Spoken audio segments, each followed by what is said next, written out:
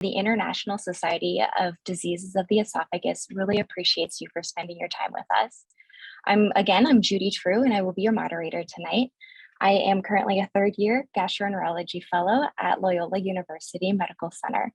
Our hosts tonight are our editors-in-chief of the Diseases of the Esophagus Journal, Dr. Neil Gupta, and if you've just met Professor Giovanni Zanninotto.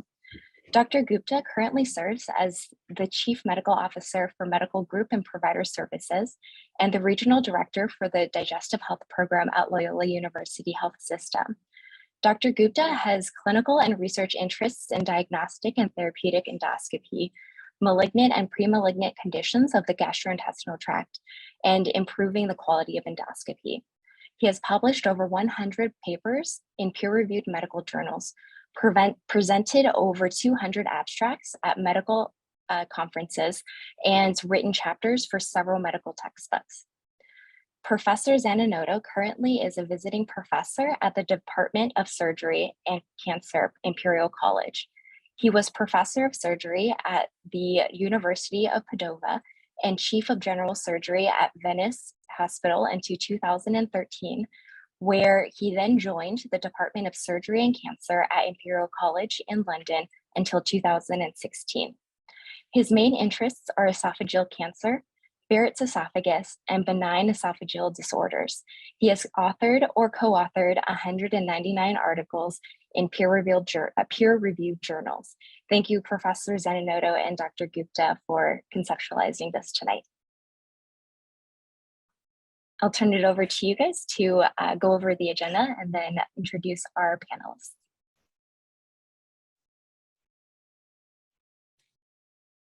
Giovanni, I can take a little bit, if that's all right. Well, I want to thank everyone for joining. So our agenda really for this evening is going through a couple things. One, we'll have a main Q&A session led by Judy, as well as our panelists. Second, we're then going to have some breakout sessions, one for gastroenterologists and second for surgeons, really to tackle practice-specific challenges between the two groups. And then we'll come back together to have a main session for final advice from our panelists and a conclusion. Giovanni, do you want to do the honor of introducing our panelists today?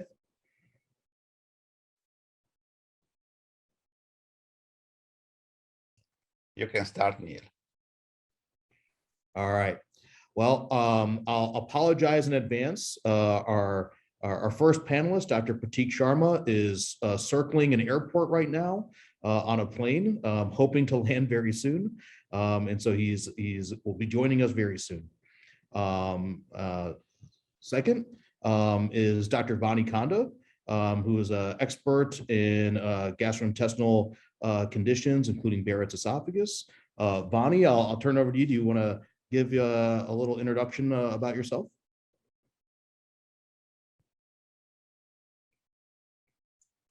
Thank you, Neil.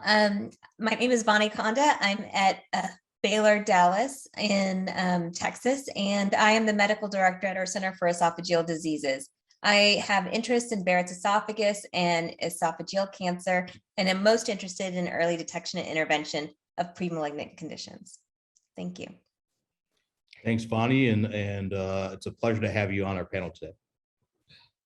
Now it's my pleasure to introduce you Dr. Daniela Molena, that she is a good friend of mine. And she is the director of the esophageal program within the thoracic surgeon division at Memorial Sloan Kettering Centers since 2015. And her research focuses in identifying and measuring quality indicators and improve clinical and functional outcome after surgery. Do you want to introduce yourself, Daniela? I think you've said most of it. I am a thoracic surgeon. I am, I started my career with Professor Zanninotto, so I've learned everything about research from him. And I am excited to be here tonight to share this experience with all of you. Thank you, Daniela. So, great, thank you. I think that Dr. Gupta doesn't need any introduction, and we hope that she will land soon and join us. So I give the word again to Judy for the housekeeping items. Thank you. Thank you. Before we get started, there are a few housekeeping items. During our main Q&A session, we do encourage our participants to ask questions at any time using the chat box below. When we enter our smaller breakout sessions, we do encourage you to turn on your videos and use your microphones for interactive discussion with our panelists. All right, to start us off, so the goal of the Q&A session is to start you from a research project from start to finish and hear insights from our panelists on how they get started and kind of tips and tricks along the way. So to start us off, Dr. Molena, we think one of the hardest parts about being an investigator is identifying a question that is pertinent, feasible, and most importantly, publishable. What advice can you give our trainees and early faculty who are just getting started with our research careers and how to approach this? Yes, thank you. I think that this is really the beginning, right, of your research. And I want to share that when I started my research career, again, as I said earlier, with Professor Daniela Molena, I was very intimidated. I would see him so busy, always so ready to have questions. And I've always was thinking, like, what happened if I don't have any questions, right? And how can I do it? But let me tell you, if you feel like you're in that position, actually, the more involved you are with your field, the more you know about a field, and the more curious you become. And so more question will actually occur to you. So I think that what is very, very important to consider is think about what you do every day, what you're passionate about.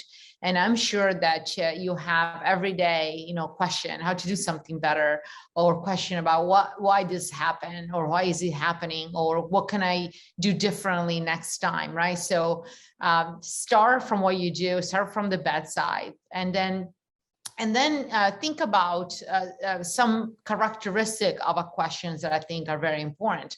First of all, a research question needs to be feasible. So ask yourself, what I wanted to understand and know, is that something that I can actually do? And so be simple, be specific with what you want to ask. Don't generalize, don't ask too much from a research project.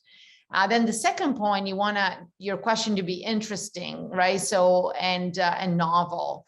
So I always tell my research fellows, the first thing you do when you have an idea, or when you want to find an idea regarding a specific subject, you want to go on the web and start searching, read about it, see what other people have published before, and see what we know about the subject, what we know about the specific questions.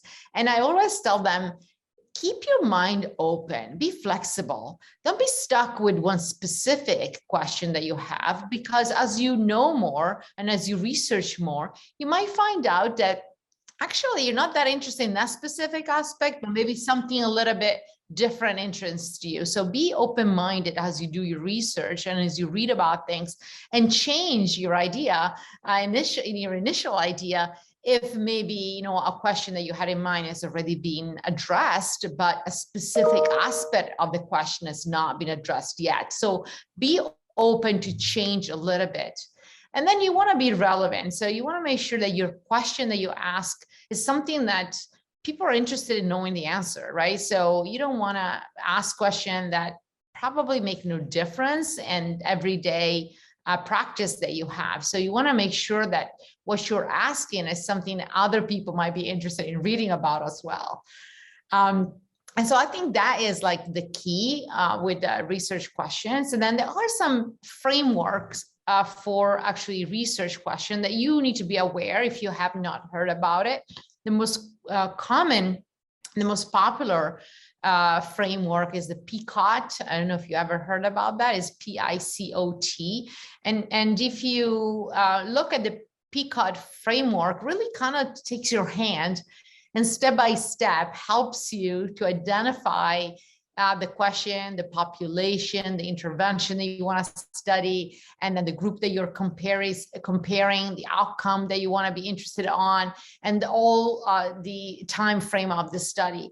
I like to use PCOT when I do like more group research or guidelines research. I don't use it routinely in everyday research in outcome research, but that's something that you want to think about, like be familiar with this kind of frameworks. Great, thank you so much. That was a very thorough answer and really touched on a lot of topics that I know is very difficult for a lot of us early researchers. Let's see, Dr. Konda, getting started with our research project and research question, what resources should we start to identify and look for to support our research? I think that it's an important question to think about upfront. And Dr. Molena did a beautiful job of explaining why when we're talking about our research question. And I'm just going to sort of carry that forward to think about where you want to do your research, what you're doing your research, how you're going to do it, and who you need. So with what you do, what is that patient population that you're interested in, or what are the cases that you're looking at, or what is that intervention that you want to study, and make sure that you have enough of them. It might be great that you might be interested, for example, in squamous cell carcinoma, but maybe I don't see as much squamous cell carcinoma as I do adenocarcinoma. And think about things like what you're interested in, and do you have access to that, whether it be the patients, the disease state, or the intervention that is done. And then in terms of the next question, in terms of where, we think about research, we always think in our minds about a lab, and we think about that bench lab, but I want to sort of expand the where. It's not just that bench lab, which would be important if you wanted to do translational research. You need to have access to that lab and that partner there. But in most cases, my lab is the GI lab, but sometimes it might be the OR. And then sometimes it might involve the pathology lab or the radiology suite, or it might actually involve like a biomedical engineering lab. But depending on what your research might involve, whether it be specific to a clinical patient population that you're involved with, it still may extend to other arenas, and to make sure that you have adequate resources and support for that. And so, for example, if I'm interested in Barrett's and it's about the biopsies, it's beyond the endoscopy lab. It is involved with the pathology lab. The other thing is how. So what instruments do you need? Sometimes if you're doing a systematic review or a meta-analysis, it's really access to the search engine and the articles. If you are thinking about a large database, is it an existing database or one that you're going to construct?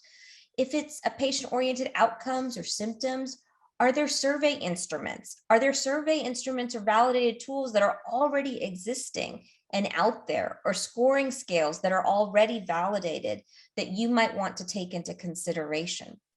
And then what's perhaps most important also is who are going to be your partners. Long gone are the days where we usually just do, just a single person doing their research and only depend on them. It's a lot more team science, collaborative science, looking for your partners. And I think that's where the interesting and exciting aspects of research occur. I really want to encourage you to think about who you might want to involve, whether it be different disciplines in your own institution, or maybe it might be a multi-center site or study, which you want to gather more sites. So whatever brainstorming occurs after you think about what you need and where you need it and how you're going to do it, you might want to explore those other collaborators and partners that you want to bring in early into the process, so that way they can be part of that process with you. That's a great point. I mean, I think that the beginning part, especially what you said, we are no longer in a silo. It's hard to do any research by ourselves, especially since there's so much research out there already. And so it's in order to be novel, in order to find something great, I think it's important to reach out to our resources. So now that, sorry to interrupt, but also, we all have different skills. And so you want to really, maximize what your skills are, right? But bring in other people that maybe have skills different than yours, that can make you successful, right? Because we're not good at everything that we do. So I think that the teamwork is super important. And that actually is one of the initial aspects of my career, that I would never have been successful without finding a really good friend and that we partner with in our research together. So look around who you have in your institution and who can you partner with is key.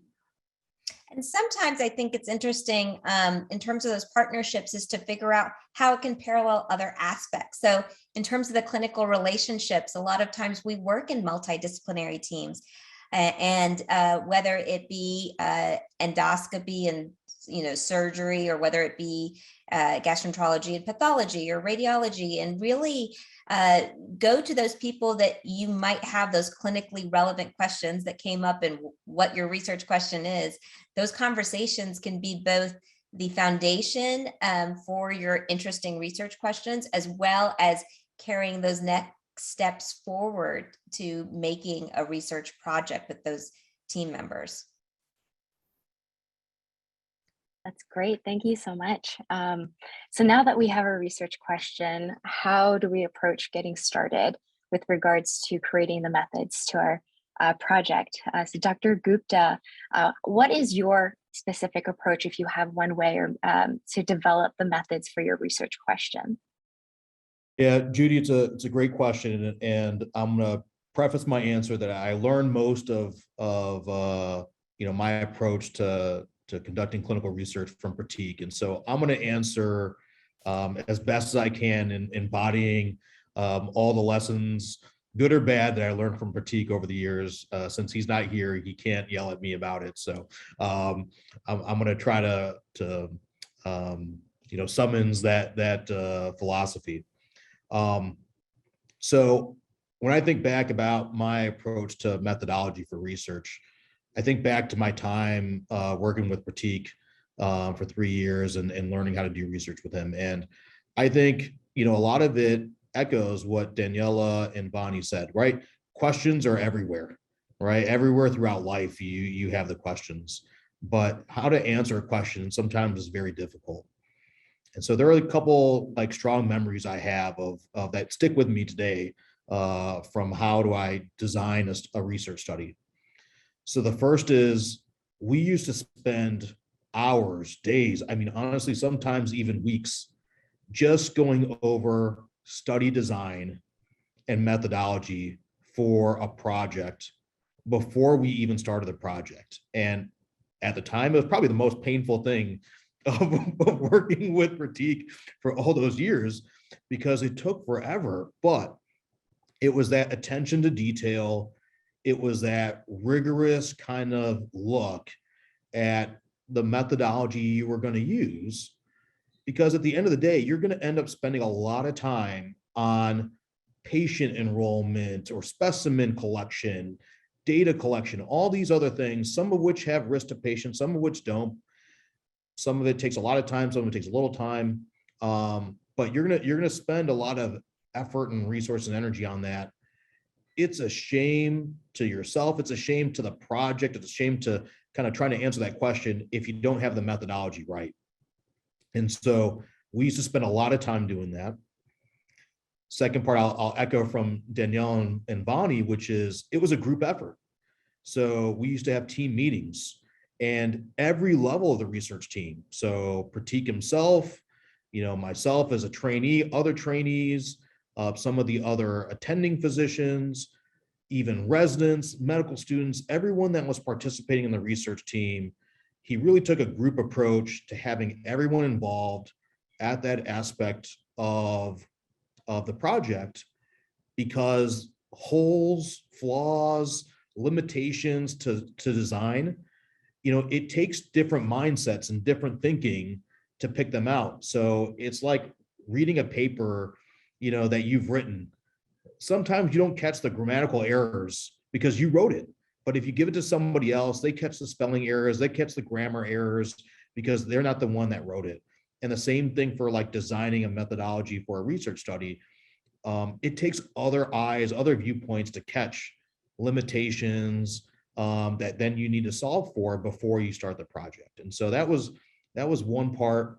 The second one, before I take up too much time, because I'll just keep talking, is we used to learn a lot, and almost, from a lack of a better word, we used to research study methodology as its own field, right? So you kind of think of like researching, esophageal cancer, researching, motility disorders of the esophagus.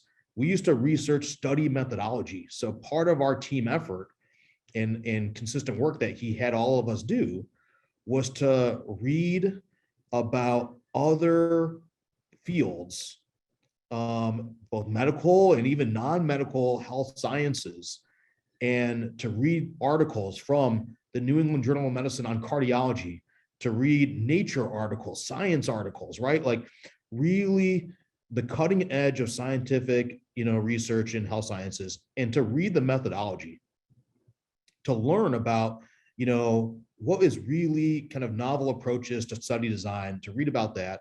And we used to read about that and discuss those things, and then think about how should we or can we apply it to our field. And it was a whole different approach, like eye-opening for me, when I joined his team, to look at that as its own like field of research, right? To look at research as a field that you research itself, right? It was kind of like a light bulb at the time. And so those are my two, or I don't know how many parting words I would give about that. So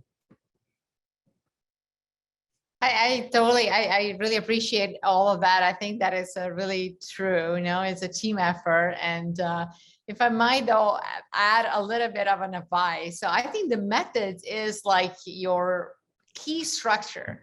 And so I always struggle a little bit with being inclusive versus being really selective, right? And so sometimes you want to be inclusive because you want to have numbers that are really high, right? And you want to have results that are meaningful. But then you have apples and oranges, we say, right? We have all kind of different groups, and it's really hard to make sense of your data. So I think that the methods is like your framework. Be specific. What are the inclusion criteria? What are the exclusion criteria? Who is the population you want to study? What is the time frame of your study? And then what are the variables? Be specific, like list it all out. What are your primary outcomes, and which variable do you want to have included? So I always tell, yeah, it's good to be idealistic and think about wide, in your mind, but then just go to the nitty gritty and list out all the details of how you envision your study to be. And so that we can kind of tease all of this out and discuss this as a team together, whether it makes sense or whether there's a different approach that is maybe better. And of course, the type of study you do is also very important, right? We do a lot of quantitative studies, but more recently, a lot of qualitative studies are also coming up, and the methods in those studies are very, very different. So be familiarize yourself with different aspects of a study, and also, key important aspect of your methodology. And one way I think to help with that list of variables, which always gets me every time, is imagine what you want the results to look like. Pretend your hypothesis came true. Pretend your tables are right there in front of you, and what are you looking at? Or pretend like your comparator is true, and what are the things that support that? And it's important to know now what variables you want, because whether it be a chart review or gathering data off a case report form, if it's not there at the beginning, it's either painful or impossible later on. Yeah, I'll maybe add one thing, one additional one, which is, none of you are alone in this, right? And so, at your institutions, you'll have mentors, and maybe you're at an institution or a place that doesn't have a lot of expertise or mentorship, but the internet is a phenomenal tool. And one thing that is cool about research now is that there are a variety of different guidelines and groups that put out guidelines about how to do a successful randomized control trial, and a good quality one, like, for example, the consort guidelines. And so, if you've never done one before, but it's something that you want to do, Google consort guidelines. And just like for that, for different types of study methodology, there are other groups that put together these high quality guidelines, checklists, how to, and it really opens up a lot of doors on being able to kind of kick off a project that you've never done before. That's a great tip for especially creating a research project when you don't have mentors around. I wanted to pose this question to everybody in our panel. What is a mistake or something that you wish you had known when you first started? I know you guys are all accomplished now, and it's probably more second nature to create the methods, but when you first started researching, what was something that you wish you had known? How important it is to talk to the statistician before you start rather than after, or at least know how they want their data. I think is important. Sometimes you might, once you get in a groove and you've done a few studies with a specific statistician, it might be a lot easier. But for the first couple, it might be very surprising to people how they might want data, or if you collect data on a specific instrument, how you collect that data. Even when it comes to just building your Excel table, and whether it's the columns or different choices, how clean that is and easy to translate into analysis is something that I wish I had understood before, and I'm still learning. Yeah, that's really, I agree with that. Another mistake is keep a list of what your variable actually means. So keep a dictionary because often, you are so into your study. Of course, what your Excel spreadsheet mean to you. And there's no need to keep a dictionary because you are so into your study. And then, sometimes the process lasts a really long time. And then you go through revision and new data are asked. And then you go back to your spreadsheet and you're like, I wish I remember what that meant. Like this, the name of this variable that I give. So create a dictionary at the beginning with all the variables, what they mean, how do you define them, right? Because you might have forgotten that you have had an hour conversation, how you define what is salvage surgery, for example, right? And you got through that. You don't have to do it all over again. So keep notes on your dictionary of what the variable means to you and how you define them, so that if you go back later on to your study, you can find that and you don't have to guess it. Yeah, I made so many mistakes, and I keep making them. I can't even count them anymore. Vani's, Daniela's, both great ones that are common. I've done them numerous times. I never learn from my mistakes. I'll add another one that's maybe a little bit more philosophical, which is that I struggle with even today, and I still make today, is trying to find a balance between the perfect world that is a research study and what happens in a research study versus what's real in real life. And you can get bogged down on, and I think Danielle mentioned this, inclusion-exclusion criteria, right? And making it either so small and so narrow that it doesn't mean anything to any patient in real life. And on the other hand, you can make it so wide and so big that the project takes you 20 years. And you have to find a balance somewhere in these different aspects of your research project. I remember a friend of mine who was maybe 7-8 years older than me, and he had gotten a large funding from the US government to conduct a 10-year study on screening colonoscopy versus I think it was like a stool test. And he told me, a year or two into the study, he said, this was the worst idea I ever had, because by the time the study is done and we've done all the analysis, no one is going to care about the answer to the question, because the stool testing is going to be obsolete. It will not be the relevant stool testing that exists. And he's right. Since then, there have been new breakthroughs with new types of stool testing, and it's no longer a relevant question, yet he's going to spend 10 years of his life answering a question to which no one wants to know the answer. So that's a cynical example, but I think the take home is you've got to find some balance somewhere along the line of conducting your study. Those are great. Thank you. Dr. Konda had started talking about stats, and that actually does bring me to the next question. Just directed to Dr. Molena. So stats can be extremely daunting for a lot of early investigators. How should we get started with that, especially when we don't have much experience? Right, exactly. So I think we all have a little bit of experience with statistical analysis, at least to know what it means, to compare groups or to do basic statistical analysis. But every institution have some statisticians. So you need to team up with experts that do statistics. And I always, when I start doing a project, I involve statisticians very early, have a meeting with them early, because we are two different worlds and sometimes it's hard to communicate, right? And so we have an idea in our head, and that they have to make it a reality. And sometimes that is very difficult because we think different ways.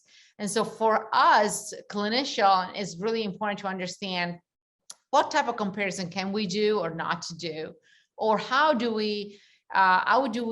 type of analysis needs to be done for the results that we are seeking to obtain, right?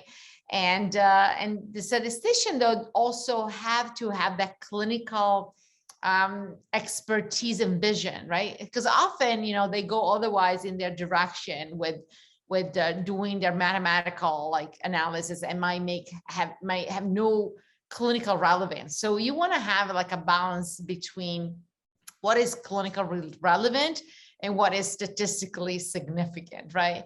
And you want to make sure that difference is really well outlined, because not everything that is statistically significant has a clinical relevance. And what you want at the end as a clinician is to look at the clinical aspect of things, not just necessarily the data itself. So start early in the process, team up with some of the statisticians in your department, and design the study and the methods. So statistical analysis is part of the methods. And so depending on what kind of study you want to do, whether it's quantitative, qualitative, prospective, or retrospective, you have to have a plan with statistical analysis included in the plan. And then allow them to explain to you what things mean, right? So go over the data. So once they've done their analysis, do another meeting with them and go over all the data and the results, and just make sure that the results make sense. Because sometimes just because they mathematically make sense, it might not make sense clinically. And so look and tease and look within the data to see if there is something that maybe should have been done differently, or some aspect of the variable that maybe are, interacting, or there are some issues with the results. And so go over those results, make sure that they explain to you what they envision and what kind of process they went through to have those results outlined, but make sure that you also, from a clinical aspect, can understand what the results actually mean, and how can you then transpose those results in everyday life, on your clinical activity. So I think that's really important. But a little bit of basic statistical understanding, I think you should have it if you want to do research. So read about it, look at the methods of every paper, manuscript that you read, and try to understand, what has been done, and what kind of basic processes you really need to be aware of.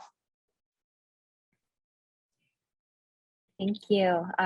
So bringing us into the next phase of our research project. So we get our stats back, or we get our results. And one of probably my biggest fear, and I'm sure a lot of people's biggest fears, is that our results do not support our hypothesis. So Dr. Konda, what should we do when we get these results? And should we consider stopping the study versus attempting to publish a negative finding? What are your thoughts on that? So I think it goes back to probably the beginning to something that Neil had said in terms of really doing all the brainstorming and the thinking and the researching and all the questioning up front, because the more homework you do there, the more likely it is that you're going to succeed no matter what happens. And I think it's important to define your primary endpoints, secondary endpoints, and think about all the relevant questions. You know, there may be something that allows us to have the primary question at hand, and that might be our primary, what drove us to create that hypothesis. But maybe for a successful study, your endpoints are going to be a little bit defined for what's realistically available. So do the research to know what is likely going to happen. And then also, what are the additional questions that you want to look at? So that way, when your hypothesis doesn't come true, well, what about the other endpoints? And the more homework you do up front to make a study that you have sort of a plan A, plan B, plan C, or multiple different ways of looking at a larger question, the more successful it is.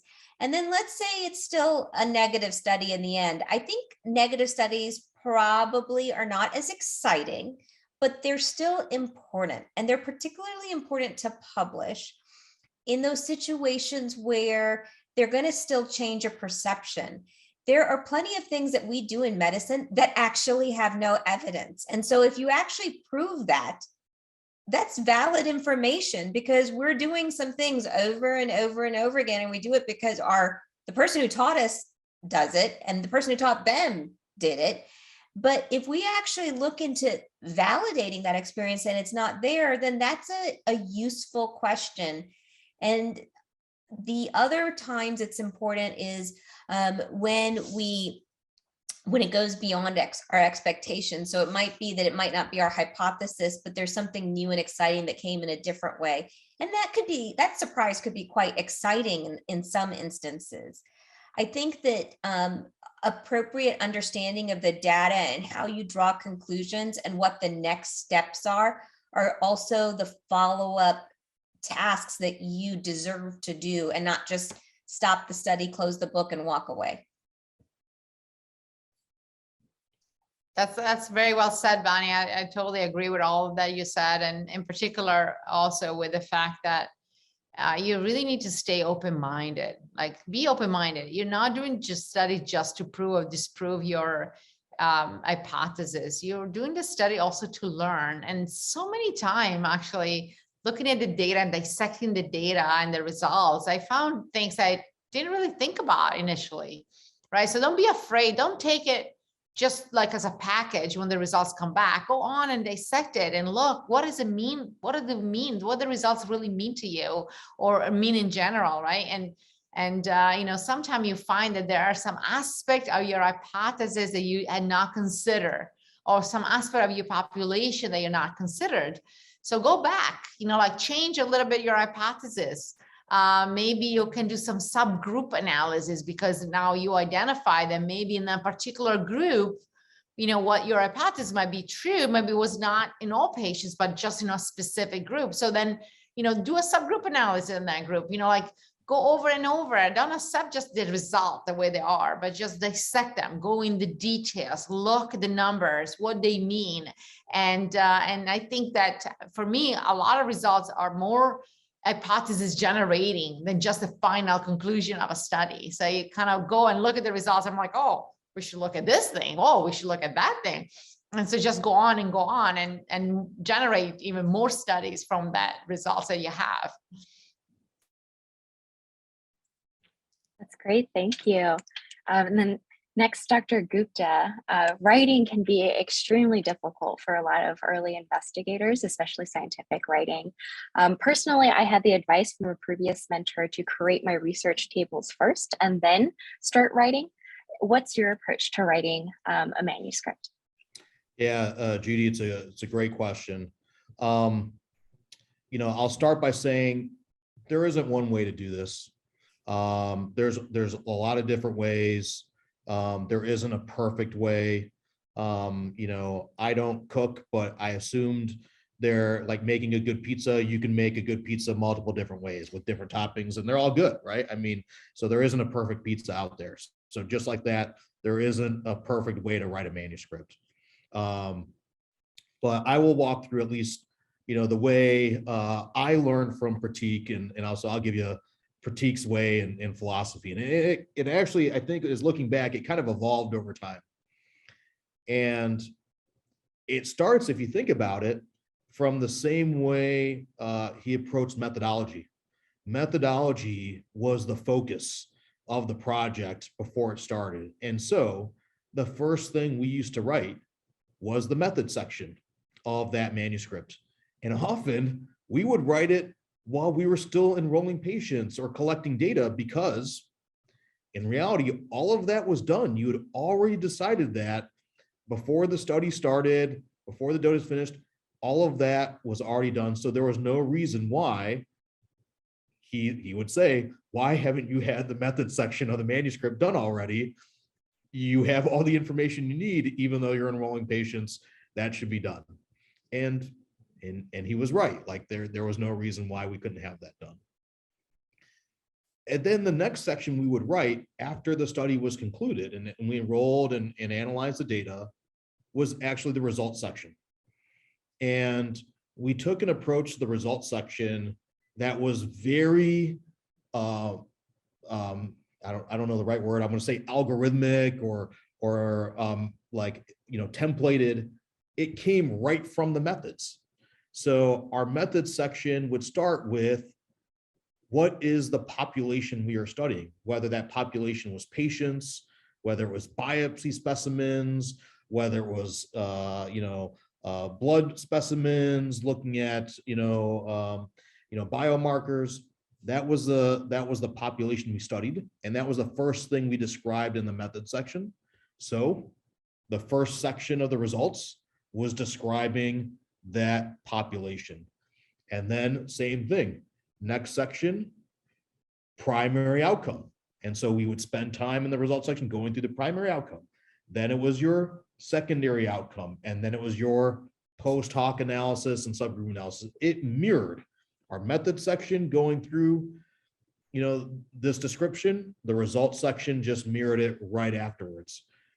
And after we did those two, really the introduction, the discussion, that was telling a story and telling the story around what was the core of your manuscript, the core of your project, the methods and the results. And it's not the only way to write it. I have a good colleague who's, internationally known investigator for 20, 30 years. And he writes them starting with the intro and just goes straight down through. And he's a little crazy because he can dictate them, and he's just sitting in a car and dictating the intro to himself and dictating the methods. I could never do that. I'm not even close to being as smart as he is. And my mind does not work that way. So I would say there's not one way of doing it, but this is one way. And it was the way that I learned and I even stick to today. So. If I can get one additional advice, is take notes. I think that it's very important as you go through with the development of the study, write down the things that come up to your mind, because you're going to forget. You're going to forget what you were thinking in that moment. And honestly, if you are taking notes, write down while you're reading through the literature, for example, and when you're going through designing of your study and to the results, and just, write down what your thoughts are. Often you already have your manuscript already drafted, and then you just have to develop, those thoughts that you had along the way. So don't forget that, as you develop the study, you are also already putting it all together. So don't forget to write down your thoughts, because sometimes then you forget what you were thinking in that moment, and you might miss out that aspect of the study that you haven't wrote down or drafted. Speaking of forgetting, one other piece of advice I forgot about writing a manuscript is, read other manuscripts on the similar topic.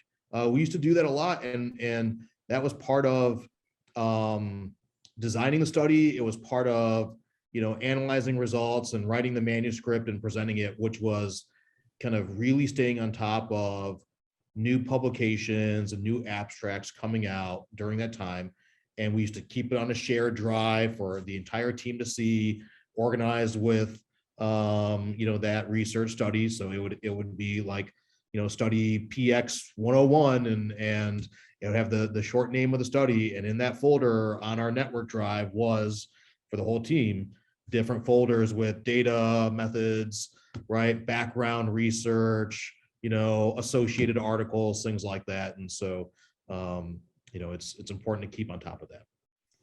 I think it's also important to start with some basic ideas. I also wouldn't be able to just dictate a paper. So for me, I found that if I anchor myself with some of the same questions, and fortunately those questions usually work for most manuscripts, then I can get started. Or if we're working together as a group, we divvy it up. And I think that, remembering that you start the intro explaining the background of the problem, and then you explain why you think there's a question and what that question is. And then the aim of your study. Done. Your intro's done. Then for your discussion, the first thing you're going to say is, what is the main result of the study? And then you're going to explain why that's relevant and why that's important. And then you want to compare your results to what's existing in the literature, where it might complement or contradict the other aspects of the literature. Then you sort of get to this area that I always think in my head is the area that the reviewers made me do in my second version, but it's sort of the other pieces that are specific to that study. And then you end up somewhere getting to your limitations, and don't make that too long, but definitely always include it. And then you get to your conclusion, and don't add anything new that you didn't already talk about in your conclusion. So easy. That was really great. Thank you. So once you've got your manuscript written, Dr. Molena, how do you select journals? Well, I always tell my research fellows, be optimistic, look at your study critically, but also be optimistic. I really appreciate the review process. I think the review process is great because you can really improve your manuscript significantly by the review. So don't be afraid of being rejected. I think that, rejection is part of publishing, and your manuscript is so much better after a couple of rejection that you can get in a really good journal. So I always say, aim high, but honest, so don't try to go in the New England Journal with a retrospective study that's never going to go through. Actually, they're not going to even review it. So your hope for your manuscript to be reviewed. And so, you look at the subject that you are discussing, what your questions are, and then you being, honest with yourself about a list of journals that have that kind of interest. And then you put in tiers, right? So it's like when you apply for college. I just, recently application for my son.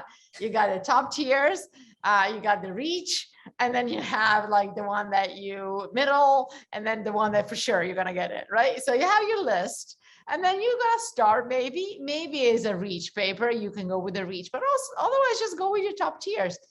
The purpose is to get a review. Once you get a review, you can really, really improve your manuscript. And sometime, you get a review that you can actually, revise your manuscript so well that the journal might accept it. And so that's a little bit the way it goes. I always ask my fellows, come back with a list that you think, has this characteristic. And then we're going to try from the top. And there we go. I thought you were going to say choosing a journal is easy because you only submit to disease of the esophagus. So that was it. True. Although it's not that easy anymore. Esophagus. Get rejected there too. I have a few of those. We can blame Giovanni for that. Thank you. This one I can open up to Dr. Molena or anyone else in the panel, just to continue with the same line as submission. I think the cover letter is something that blindsides a lot of early investigators once they submit, because they have their manuscript. They've worked so long, and then they start the submission process and they ask for a cover letter, and then you're thinking, what do I write in that? Do you guys have any comments on any tips on what to include? I think that it is always funny because we're always ready to submit, and all of a sudden we're like, oh, we have to get the cover letter. But it is something that it's an opportunity for you to explain why it's a good fit for that journal and that audience. And just because it's a good paper and it's a good study doesn't mean it's a good paper and good study for every audience or every journal. And so the opportunity to explain that is what you want to take advantage for the cover letter. So you don't want to think about it as the same cover letter, for journal A and then journal B, because they might have entirely different audiences. For example, it might be specialty based, or one might be broader than the other. And the way you want to say why it's going to help their readership it comes out in the cover letter. Also, don't make it long. You have very, very short attention span. If there is something important in your study, you gotta list it right away. Attract attention. Make sure that you make people curious of what you're talking about in your paper. But don't write a paper, because they're not gonna read the paper and then the paper again. So just be very, very quick, short, to the point, and elicit curiosity. Yeah, I'll echo both of that. Just as serving as co-editor of the journal for the past few years with Giovanni, I think the cover letter it's your elevator pitch. So it is, hey, you just happen to be in the elevator with Steve Jobs, and you've got 30 seconds, right, to try to say, hey, your idea for Apple, this is it, and this is going to change the world. That you got 30 seconds. So the cover letter is your 30 seconds. Make it short, go right for the big bang parts of why that study is a good fit, and just put it right out there. And that's your elevator pitch. That's great, thank you. And I guess I have one actually comment, or I guess piece of tip for that, especially as being a co-editor on the ACG Case Reports Journal. Make sure the right journal is listed in your cover letter. I've seen an incorrect journal saying, can you please review this for another journal? So just be detail oriented. So just in the interest of time, since this has been such a great session, I wanted to wrap up with a last question. When you Dr. Gupta, let's say we get our manuscript back, and after reviews and it's rejected, what are the next steps? How much should we revise the manuscript before resubmitting to other journals? What's your approach to that? Yeah, I take it as a couple of steps. I think the first step is take a deep breath. It's okay.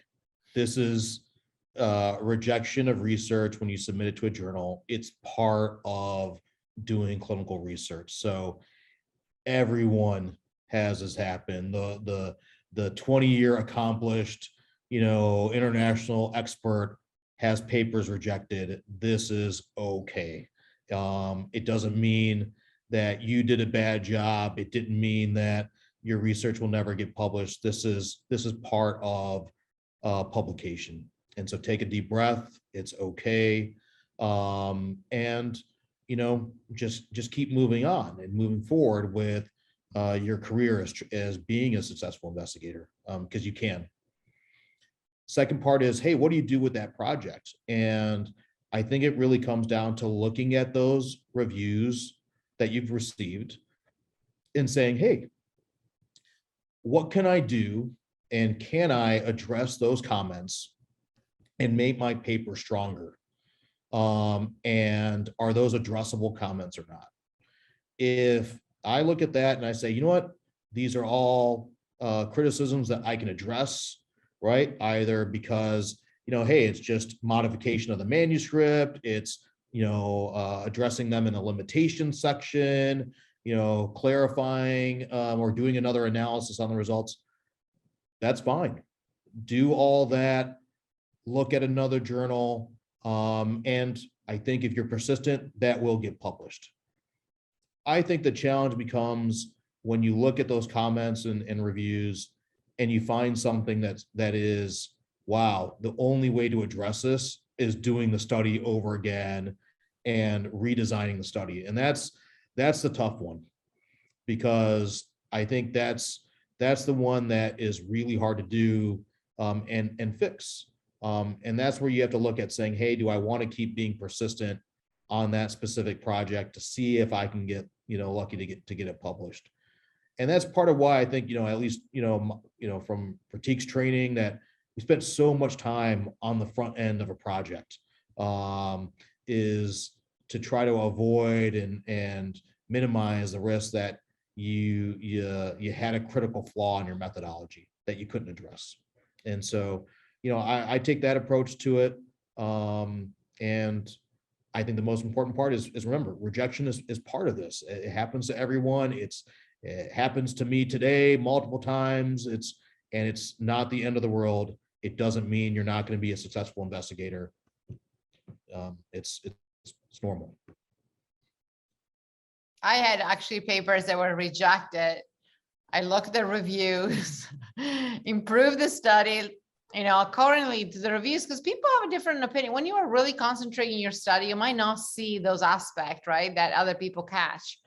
And then I submitted to Better Journal and I got them accepted. So don't get demoralized, don't get depressed, you know, like if you're stick with your study, be, you know, supportive of your study and, you know, improve it.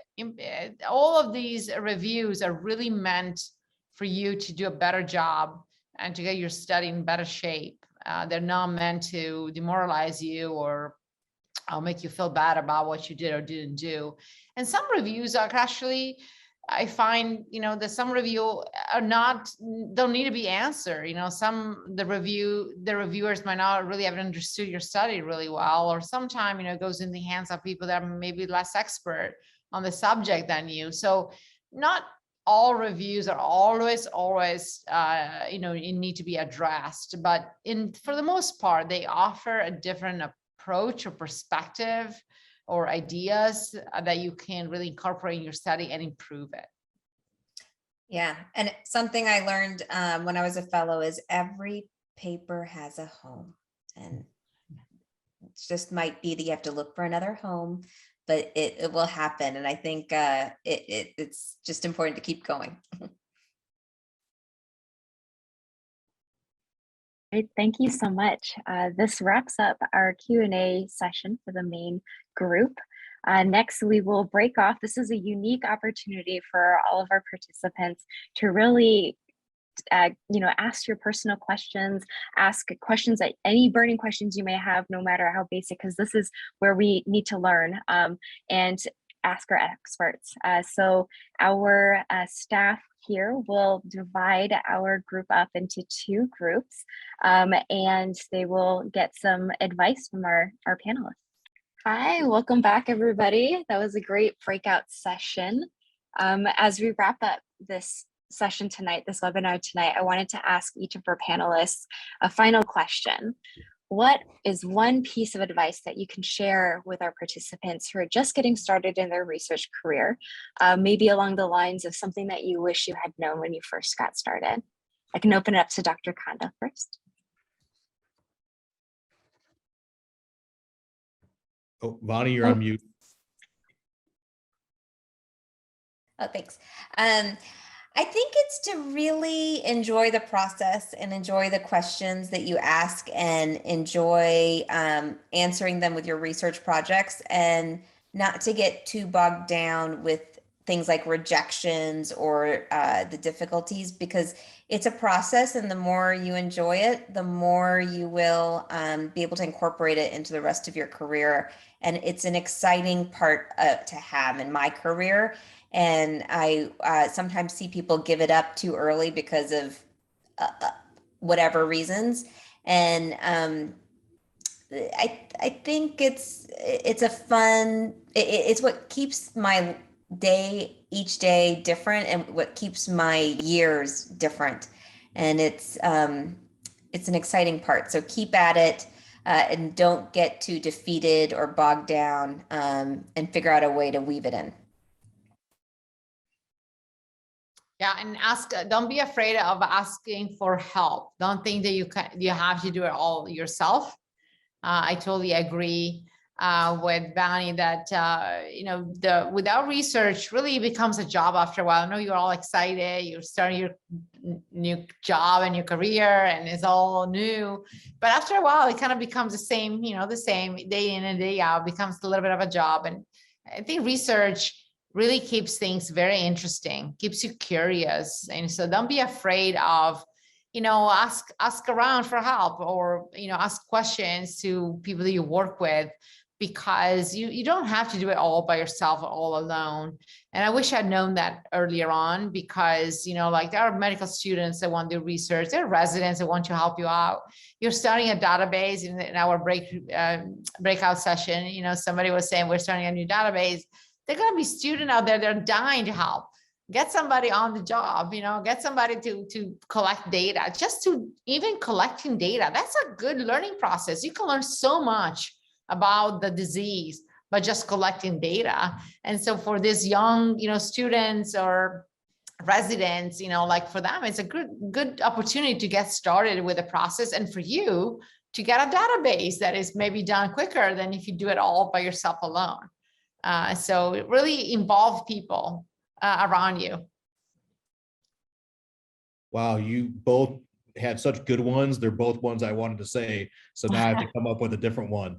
But I guess here'd be my take home advice, and it's something that it definitely was a learning thing for me over the last 15 years. It wasn't something that came to me or I was taught early on. It kind of evolved, which is I think many of us we are clinicians, and so we're used to taking care of patients and seeing that immediate impact that you have on somebody's life by whether it's treating their heartburn or treating their esophageal cancer or anything that you may be treating. I think my advice would be, don't forget about the joy of doing research, and specifically the joy that exists. Like we enjoy taking care of patients and seeing somebody that's sick be better. There is a big joy in doing research, in the sense that you can treat hundreds, thousands, millions of people's lives. That's the amount of impact you can have on patients through a research study or a research career. And I think we often forget about that joy because it's just publishing a paper and it's having that manuscript in the journal. But that manuscript, that project that you did, that could make 1 million people healthier and better. It has unlimited potential. And so don't forget about that joy. This has been so great. Thank you, everybody. Thank you, Dr. Konda and Dr. Molena, for taking your time out of your evenings to be with us tonight. A huge thank you to our staff with the International Society of Diseases of the Esophagus for making this happen, Leah, Ali, and Michelle. And then to all of our participants, I hope this webinar has really provided you with more insights into how to get published and to be a successful investigator. I'll turn this back over to Dr. Gupta and Professor Daniela. Thank you so much. It was really interesting to participate in this webinar, and I learned a lot of things. I would like to just summarize a couple of things. Be enthusiastic in research, as Neil, Vani, and Daniela shown us. Be curious. And then don't be jealous about your idea. Share with the people. And you can speak with the people, share your ideas, and you learn more from them. And don't be alone. And this is the key point probably for research. Enthusiasm, curiosity, and not have jealousy of your idea. Giovanni, I couldn't have said it any better. And so I'll just say a big thank you to everyone for joining us tonight. I hope you enjoyed it. We really had fun. I know I had a lot of fun tonight. And so I know we'll be doing more of these. We want your feedback. So please respond to the survey. We want to make these as valuable as possible for everyone. And is this going to be available on the website by any chance for people that have missed it? Yes, it will be posted on our YouTube channel. Great. Thank you, everyone, for your questions and for participating and sharing the evening with us. It really was fun, and I appreciated the opportunity. Yes, I agree. It was really a good evening spent together with friends and sharing ideas. And so I really appreciate you all organizing this and the time spent together.